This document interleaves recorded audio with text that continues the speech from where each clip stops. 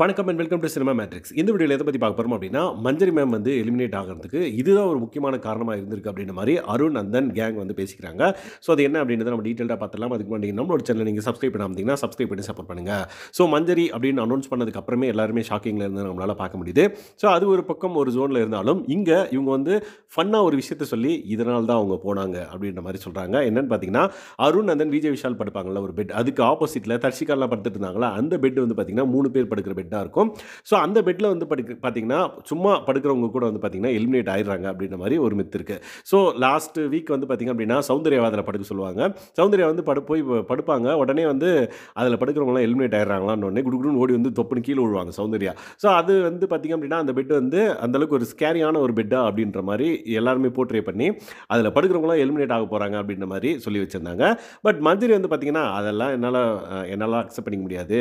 நான் தைரியமா படுக்கிறேன். என்ன ஆகுதோ பார்த்துக்கலாம் அப்படின்ற மாரி மஞ்சரி வந்து அந்த பெட்ல வந்து படுத்திருக்காங்க. ஸோ இந்த பர்ட்டிகுலர் ரீசனால் தான் அவங்க வந்து இப்ப எலிமினேட் ஆயிருக்காங்க அப்படின்ற மாரி அருண் வந்து சொல்றாரு. உடனே வந்து பார்த்தீங்கன்னா, முத்துக்குமரன்லாம் வந்து பார்த்தீங்கன்னா, "அப்படியெல்லாம் சொல்லாத" அப்படின்னு. "சரி வா, அப்ப நீ வந்து படுக்கிறியா?" அப்படின்னு வந்து அருண் வந்து சீண்டுவாரு. "இல்ல, இல்ல அப்படிலாம் சொல்லாத" அப்படின்ற மாரி கான்வர்சேஷன் போகும். உடனே தீபக் வந்து, "ஓகே நான் படுக்கிறேன், ஒண்ணும் பிரச்சனை இல்ல" அப்படின்ற மாரி அவரு சொல்லுவாரு. உடனே லாஸ்ட் டைம் வந்து சௌந்தர்யா படுத்தாங்க. அது சொன்ன உடனே குடுகுடுன்னு எழுந்து ஓடி வந்துட்டாங்க.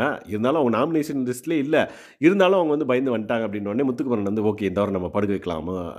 ஐ மீன் சௌந்தர்யா உள்ள வந்தாங்கன்னா, நம்ம படுக்க வைக்கலாம்" அப்படின்ற மாரி ஒரு பிளான் பண்றாங்க. சௌந்தர்யாவும் வந்து வர்றாங்க.